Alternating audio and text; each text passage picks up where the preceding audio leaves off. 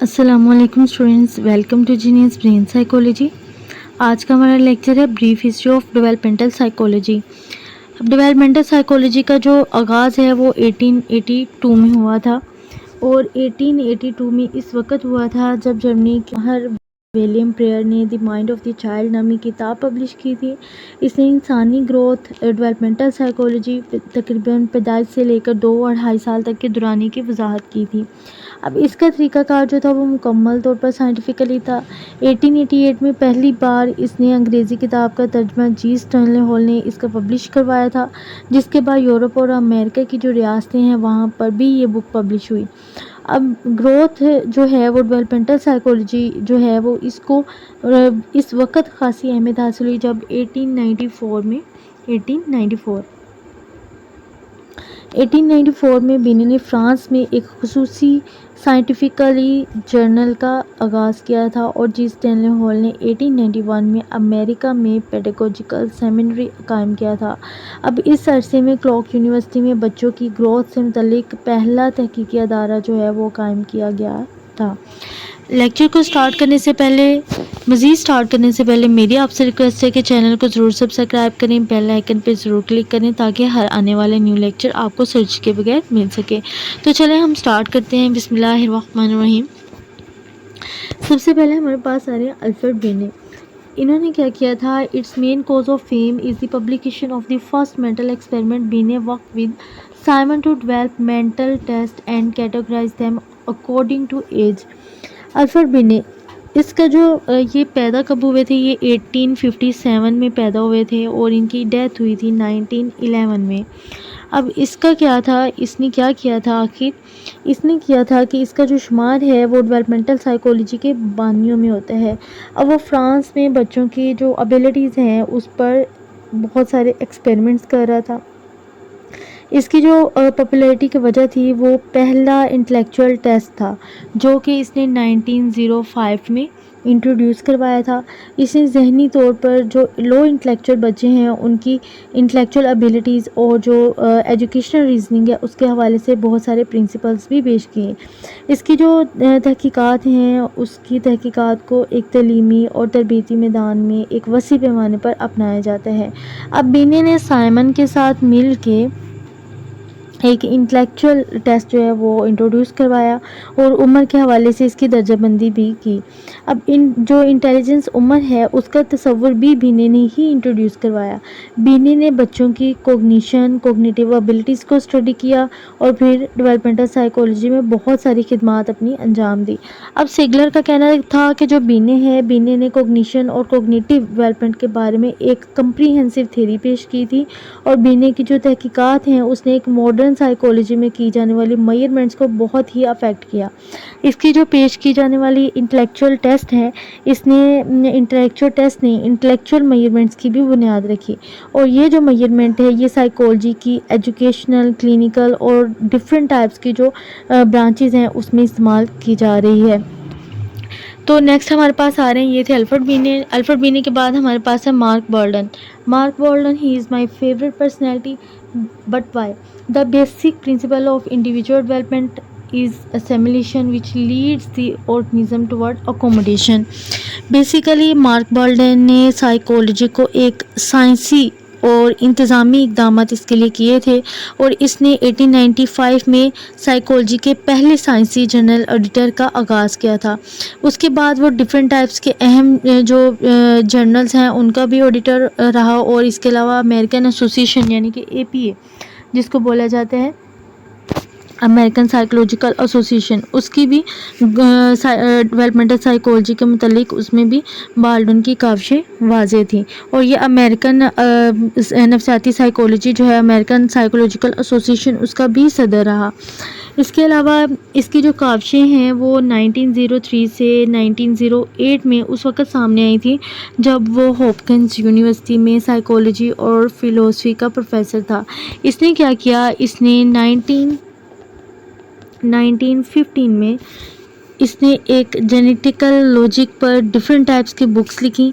اس نے بچوں میں علم اور جو تفکر ہے اس کی گروتھ سے متعلق تھیوریز کی بنیادیں جو ہیں وہ انٹروڈیوس کروائی. اس کا اب نظریہ تھا کہ جو ڈیولپمنٹل سائیکولوجی ہے اس کے ڈفرینٹ سٹیجز ہوتی ہیں، جس میں سے موٹر سٹیج جو ہے اس کا آغاز تو برتھ کے وقت ہی ہو جاتا ہے، جبکہ زبان کا جو پارٹ ہے اور اس کے علاوہ اس سے ریلیٹڈ ریزننگ ہے اس کی افزائش جو ہے وہ گروتھ کے ڈفرینٹ سٹیجز میں ہوتی ہے، ڈیولپمنٹ کے ڈفرینٹ سٹیجز میں ہوتی ہے. اب اکارڈنگ ٹو مارک بالڈن، انڈیویجول کی جو گروتھ ہے اس کا ایک بنیادی اصول ہے جس کو بولا جاتا ہے اسیمیلیشن. اسیمیلیشن ہے جو کہ انڈیویجول کو اکوموڈیشن کی طرف لے کر جاتی ہے. اب مارک بالڈن کا کہنا تھا کہ بچے میں بایولوجیکل گروتھ کے ساتھ ہی سوشل گروتھ کا بھی آغاز ہو جاتا ہے. اب جینیوا یونیورسٹی کے بچوں کے جو ماہر سائیکولوجسٹ ہیں ان کا نام تھا ایڈورڈ کلیپرڈ. ایڈورڈ کلیپرڈ نے کیا کیا تھا، اس نے بالڈن کے گہرے دوستانہ اس کے ساتھ تعلقات تھے. ایوں کہا جا سکتا ہے کہ مارک بالڈن جو ہے وہ ایڈورڈ کلیپرڈ کے بیسٹ فرینڈ تھے. تو جو بالڈن کی بکس ہیں اس کے فرانسیسی ٹرانسلیشنز جو ہے وہ کلیپرڈ کے ایک فیمس اسٹوڈنٹ جس کو جین پیاجے بولا جاتا ہے ان سے بہت زیادہ متاثر تھا.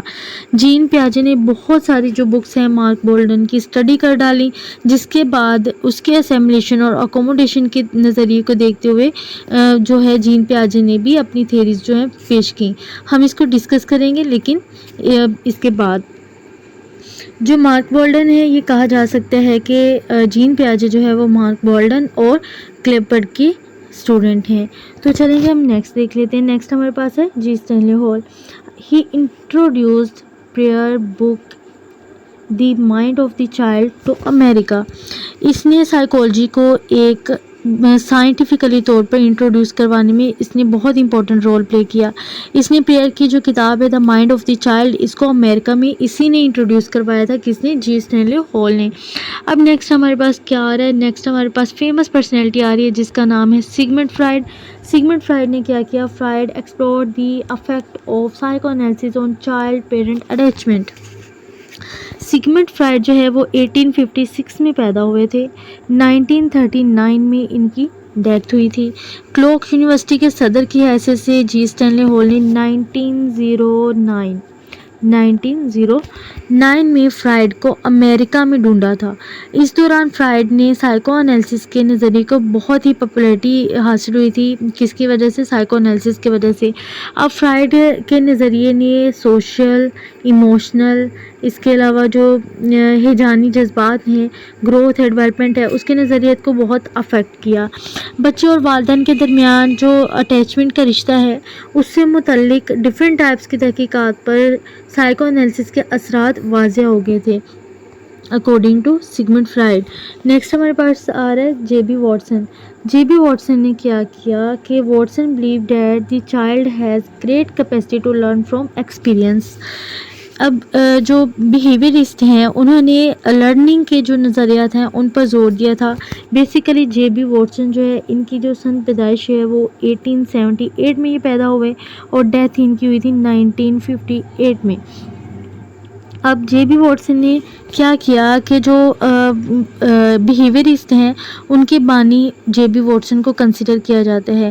اور جے بی واٹسن نے اس زمن میں بچوں کی گروتھ سے متعلق ڈفرینٹ ٹائپس کی تھیریز پیش کی تھی.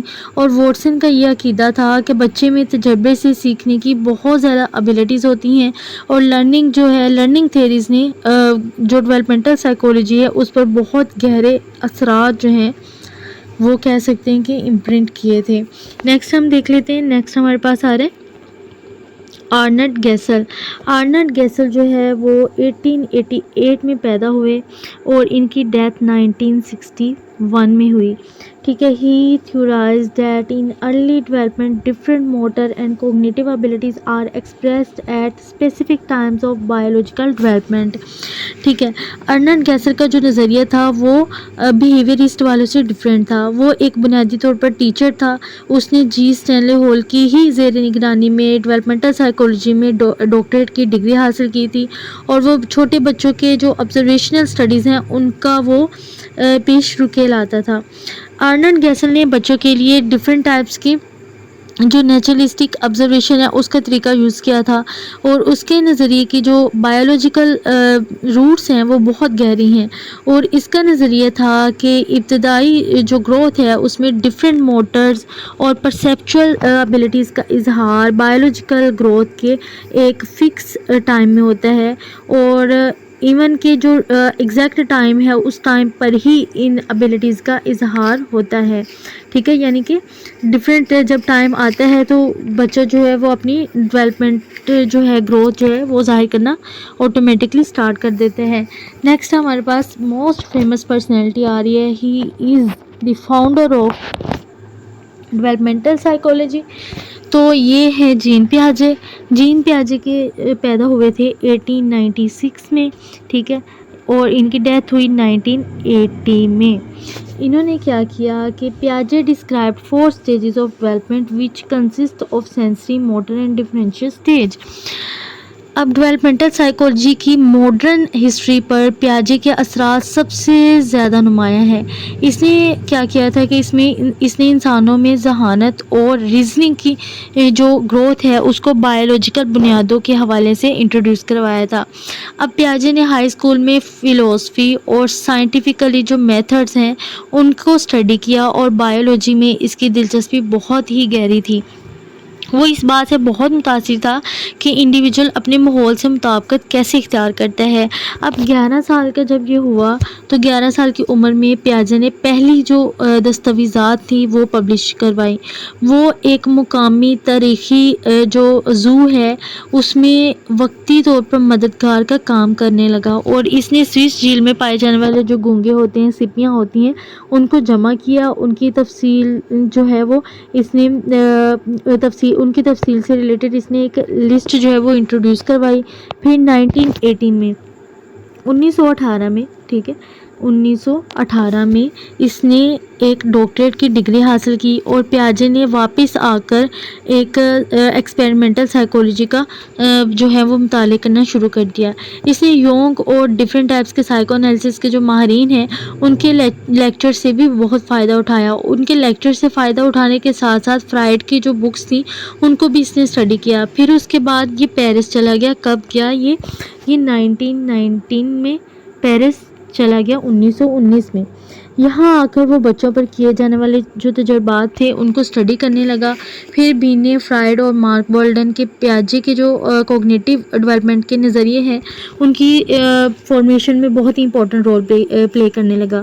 اب سائمن نے پیاجے کو بینے کی جو لیبارٹری تھی، لیب تھی، وہ یوز کرنے کے لیے اس کو کہا، ٹھیک ہے۔ اس لیب میں پیاجے نے بچوں کے جو ایکسپیریمنٹل سٹڈیز تھیں ان کا آغاز کرتے ہوئے پہلے اس نے ریزننگ ٹیسٹ جو ہے اس کو ایک فرانسیسی بچوں پر اپلائی کیا، اور پھر بعد میں اس کی درجہ بندی کی، پھر اس کی اسٹینڈرڈائزیشن کی۔ اب پیاجے نے کلینکل سٹڈی جو ہے اس کا بھی طریقہ انٹروڈیوس کروایا۔ پھر اس نے کیا کیا، اس نے 1921 میں پیاجے سوئٹزرلینڈ واپس آ گیا، اور جین جیکوس روسو کے ادارے میں ڈائریکٹر آف اسٹڈیز کا اس نے عہدہ سنبھال لیا تھا۔ اس نے باقی عمر جو ہے وہ جنیوا یونیورسٹی میں ہی گزار دی۔ اس نے اپنا جو نظریہ ہے وہ یہ پیش کیا کہ علم کیسے حاصل کیا جاتا ہے۔ اس نے بچوں میں ریزننگ اور لینگویج کی گروتھ سے متعلق کئی ٹائپس کی بکس جو ہیں وہ اس نے لکھ دیں، اور تمام دنیا کو اپنے جو اس کے نظریات تھے، کنسیپٹ تھے، ان سے بہت زیادہ متاثر کیا۔ اب پیاجے نے مارک بالڈن کی جو ابیلٹیز ہیں، اصلاحات ہیں، اس کی جو بکس ہیں اس کو اپنے نظریے میں استعمال کیا۔ اس نے اسیملیشن، اسکیما اور اکوموڈیشن سے متعلق ڈفرینٹ ٹائپس کے کنسیپٹ دیے۔ اس نے کہا کہ اسیملیشن، اسکیما اور اکوموڈیشن سے مراد ہے کہ نئی انفارمیشن کو نئی اسٹرکچر میں شامل کرنا، ٹھیک ہے۔ اسکیما سے مراد ہے اشیاء کی ذہنی تصویر، بلڈنگ بلاکس، ٹھیک ہے۔ اسکیما جو ہے وہ چیزوں کے بارے میں ایک بہت ہی سمپل اور کمپلیکیٹڈ جو ہے وہ تصورات ہوتے ہیں، اور پریویس جو ایکسپیریمنٹس ہوتے ہیں وہ اسکیما میں جو ہے وہ شامل ہو جاتے ہیں، اور نئی انفارمیشن یا تو موجود اسکیما میں شامل ہو جاتی ہے یا دوسری کنڈیشن میں اکوموڈیشن کی وجہ سے اسکیما میں تبدیلی پیدا ہو جاتی ہے اور وہ نئی انفارمیشن کو شامل کر لیتا ہے۔ اس طرح سے اکوموڈیشن کی مدد سے ایکویلیبریم پیدا ہوتا ہے، ٹھیک ہے۔ کس کی وجہ سے؟ اکوموڈیشن کی وجہ سے ایکویلیبریم پیدا ہوتا ہے۔ تو کیا ہوتا ہے کہ جو اکوموڈیشن ہے اس کا تصور بھی انڈیویجول اور دنیا کے جو قدرتی مطابقت ہے اکوموڈیشن ہے اس پر ڈپینڈ کر رہا ہوتا ہے. اب پیاجے کا جو ڈیولپمنٹل تھیوری کا نظریہ تھا وہ ایک بہت ہی خودکار حیثیت کا عامل تھا جس سے علم کے نئے نئے جو کنسیپٹس تھے وہ کلیئر ہو گئے تھے. اب پیاجے نے انفینسی سے لے کر اڈلٹہوڈ تک جو ڈیولپمنٹل سائیکولوجی ہے اس کے 4 سٹیجز اس نے بیان کی تھی. 4 سٹیجز آف ڈیولپمنٹل سائیکولوجی جو کہ سینسری موٹر سٹیج پر کنسسٹ کری تھی. سیکنڈ سٹیج پری آپریشنل پر تھی. تھرڈ سٹیج جو ہے وہ کانکریٹ تھی. فورتھ والی جو ہے فارمل آپریشنل سٹیج پر ڈیپینڈ تھی. ہر سٹیج کا جو دورانیہ تھا وہ بچوں میں ایک ڈفرینٹ طور پر اور ڈفرینٹ کلچرز میں عمومی طور پر ڈفرینٹ ٹائپس کے حوالے سے بیان کیا جاتا تھا اور مگر ان کی جو ترتیب تھی وہ اپنی جگہ پر تھی. ہم ترتیب کو ادھر ادھر نہیں کر سکتے. اب پیاجے کا کہنا ہے کہ پہلے جو 3 سٹیجز ہیں وہ بہت ہی اسٹینڈرڈائز سطح کی حامل ہوتی ہیں جبکہ جو 4تھ سٹیج ہے 4تھ سٹیج یعنی کہ فارمل آپریشن سٹیج وہ بہت ہی ترقی یافتہ ہے اور ماڈرن ٹیکنالوجی سے معاشروں میں زیادہ پائی جاتی ہے. تو یہ تھا جین پیاجے. نیکسٹ لیکچر میں ہم جین پیاجے کے سٹیجز کو بھی ڈسکس کریں گے لیکن آج ہم بریف ہسٹری کو ڈسکس کریں. تو یہ پیاجے کا انٹروڈکشن تھا. نیکسٹ ہم دیکھ لیتے ہیں ویگوٹسکی. ویگوٹسکی نے کیا کیا بیسیکلی ویگوٹسکی نے یہ کیا کہ he emphasized above all that culture influences the process of development. اب ویگوٹسکی جو ہے اور جین پیاجے جو ہے ان کی ڈیٹ آف برتھ ایک ہی ہے یعنی کہ 1896 لیکن جو ویگوٹسکی ہے اس کی ڈیٹ آف ڈیتھ جو ہے وہ 1934 ہے یعنی کہ جین پیاجے سے کم ہے. اب یہ روس کا رہنے والا تھا. اس کو روسی ماہر سائیکولوجسٹ جو ہے ویگوٹسکی نے سب سے زیادہ زور اس بات پر زور دیا کہ جو کلچرل ڈیولپمنٹ ہے وہ گروتھ کے عمل کو متاثر کرتی ہے. جو کلچر ہے ایک بہت ہی اسٹینڈرڈائزڈ عمل ہے جو کہ انڈیویجول کے کسٹمز رسم و رواج اور ان کی اجتماعی فکر کے علاوہ ایک اسپیسیفک ڈیوریشن میں ان کی سائنٹیفکلی ٹھیک ہے اور ٹھوس کامیابیوں کے لیے استعمال کی جاتی ہے. اگرچہ ویگوٹسکی اور جین پیاجے کا سن پیدائش جیسا کہ میں نے پہلے بھی بتایا کہ ایک ہی ہے لیکن ویگوٹسکی جو ہے وہ 38 ایئرز میں اس کی ڈیتھ ہو گئی تھی. وہ وفات پا گیا تھا. ویگوٹسکی کی جو پاپولیرٹی ہے اور پبلیکیشنز ہے اس نے بھی ڈیولپمنٹل سائیکولوجی کو بہت افیکٹ کیا. اس نے ماسکو یونیورسٹی میں کلچر تاریخ ادب ان کو اسٹڈی کیا تھا اور پھر 1917 میں ایک روس میں جو ہے وہ تبدیلی کا سال تھا تو اس نے اس سال میں گریجویشن کی ڈگری کمپلیٹ کی.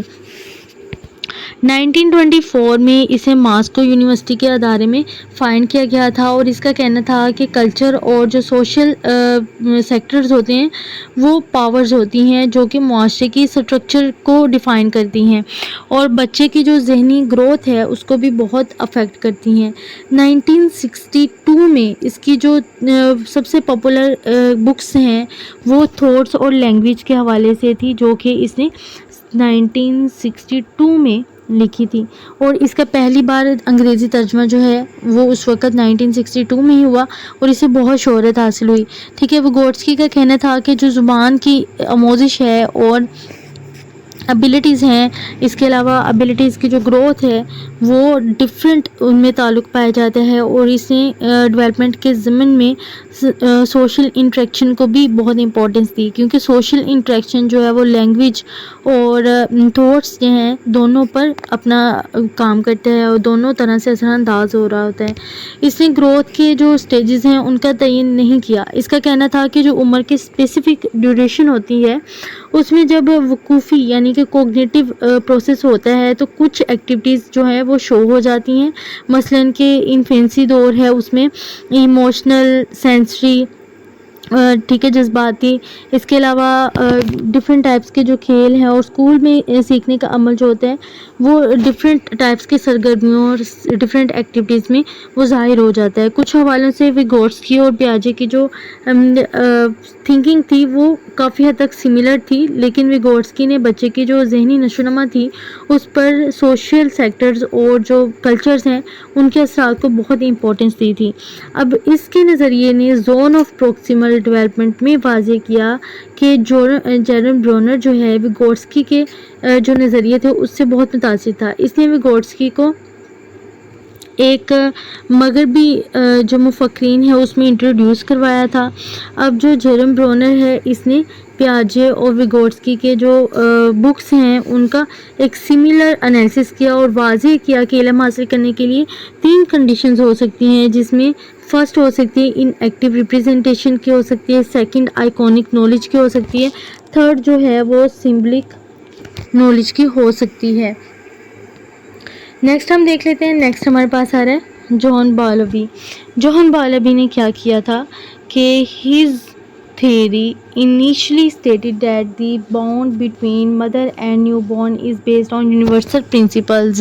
ٹھیک ہے، اب یہ جو ہے یہ 1907 میں پیدا ہوا اور 1990 میں اس کی ڈیتھ ہو گئی. اس نے پرسنالٹی کی تشکیل میں ایک جذباتی نشو و نما پر زور دیا تھا. اس کا جو انالیسس ہے فرائڈ کے سائیکو انالیسس پر تھا. اس نے فرائڈ کے سائیکو انالیسس، اس کے علاوہ نیچرل ہسٹری کے آبزرویشنز، ڈفرینٹ انوائرمنٹ میں، نیچرل انوائرمنٹ میں بیہیویئر کی اسٹڈی اور جانوروں میں ایک اٹیچمنٹ کا جو نظریہ تھا اس کو بھی پیش کیا. اب اس کے نظریے نے ابتدائی طور پر واضح کیا کہ ماں اور بچے کے درمیان اٹیچمنٹ کا جو رشتہ ہوتا ہے وہ ایک اسپرچول ہوتا ہے، اسپرچول پرنسپلز پر کنسسٹ کر رہا ہوتا ہے جو کہ انسانوں اور حیوانوں میں یکساں طور پر موجود ہوتا ہے. اس نے واضح کیا کہ بچہ اور اس کی کیئر کرنے والے کے درمیان، خصوصاً بچہ اور اس کی ماں کے درمیان اٹیچمنٹ جو ہے وہ سملر طریقے سے بیہیویئرسٹ پرنسپل کے تحت پیدا ہو رہا ہوتا ہے. ماں اور بچے کی جو وابستگی ہے، اٹیچمنٹ ہے، اس کے رشتے میں خرابی کی صورت میں پرسنالٹی کی جو نشو و نما ہے اس پر برے اثرات بھی پڑتے ہیں. جان بالوی نے اس کی بھی وضاحت کی. اس نے ماں اور بچے میں جو وابستگی کے بنیادی رشتے ہیں اس کو بہت امپورٹنس دی. اس کا جو اصل مقصد تھا وہ ایموشنل جو تعلقات تھے اس کی فارمیشن تھا، اس کے کنسیپٹس کو واضح کرنا تھا. اس کے نظریے کا جو سینٹر پوائنٹ تھا یہ تھا کہ ماں بڑھتے ہوئے بچے کو وہ محفوظ بنیاد فراہم کرتی ہے جس سے بچہ اپنی دنیا کو ڈسکور کرتا ہے اور وہ محفوظ ہو جاتا ہے. ایون کہ بچے کی ماں کے ساتھ ایک جذباتی وابستگی اسے تحفظ کا احساس دلاتی ہے. ٹھیک ہے، یہ کہا تھا جان بالوی نے. اس نے اٹیچمنٹ تھیوری بھی دی تھی، وہ ہم بعد میں ڈسکس کریں گے. اب نیکسٹ ہے ہمارے پاس ہارلو. ہارلو نے کیا کیا کہ Harlow explain that the mother not only provide food but also provide warmth. اب جو بالوی ہارلو کے کام سے بہت متاثر تھا کیونکہ ہارلو نے واضح کیا تھا کہ ماں نہ صرف خوراک پرووائڈ کرتی ہے بلکہ وہ گرم جوشی کا بھی باعث بنتی ہے. وہ اس کو بہت ساری فیسلٹیز جو ہیں وہ پرووائڈ کر رہی ہوتی ہے، پیار محبت پرووائڈ کر رہی ہوتی ہے. ٹھیک ہے، اور ہارلو نے بندروں پر ماں کی محرومی کے اثرات کو بھی اسٹڈی کیا اور واضح کیا کہ بچے میں جو اٹیچمنٹ کا مضبوط رشتہ ہوتا ہے اس کی صحت مند سائیکولوجیکل گروتھ کا ضامن ہوتا ہے. جان بالوی کا کہنا تھا کہ بچے میں ایک غیر یقینی جو وابستگی ہے اس کا رشتہ اسے غیر صحت مند گروتھ کی طرف لے کر جاتا ہے اور بچے کی جو شخصیت ہوتی ہے وہ نیوراتی ہو جاتی ہے. اب جان بالوی نے واضح کیا کہ جو اٹیچمنٹ ہے اگر وہ اٹیچمنٹ ختم ہو جائے یا اٹیچمنٹ کا ایک فورسفل خاتمہ بچے کی شخصیت کو نہ صرف یہ کہ پرابلمز کی طرف اس کو دھکیلے گا بلکہ اسے ایک ذہنی بیماری میں بھی مبتلا کر دے گا. یہ کہا تھا جان بالوی نے اور ہارلو نے. سو یہ تھا آج کا ہمارا لیکچر. آئی ہوپ سو کہ آپ کو سمجھ آئی ہوگی. اگر آپ کو سمجھ نہیں آئی تو آپ کمنٹ سیکشن میں لکھتے ہیں, آپ کو اس کے اوپر اگین گائیڈ کیا جائے گا. اس کے علاوہ یہاں پر آپ کی PPSC, FPSC, NTS board exam, CSS کے ایگزامس اور ادر یونیورسٹی کے ایگزامس کے 100% کامیاب تیاری کروائی جاتی ہے. اس کے علاوہ آپ ڈیلی بیسز ایکٹیویٹیز میں جو بھی پرابلم فیس کرتے ہیں, چاہے آپ اسٹوڈنٹ ہیں, چاہے آپ کسی بھی پروفیشن سے ریلیٹڈ ہیں, کسی بھی ٹائپ کی آپ کو پرابلم ہے, آپ ایک پیڈ کاؤنسلنگ سیشن بک کروا سکتے ہیں کمنٹ سیکشن میں کمنٹ کر کے. اس کے علاوہ ڈسکرپشن میں میری Gmail ID بھی مینشن ہے, آپ اس کے اوپر میل کے ذریعے بھی اپنا کاؤنسلنگ سیشن بک کروا سکتے ہیں. اس لیے میرے چینل کے ساتھ جڑے رہیے. Thank you.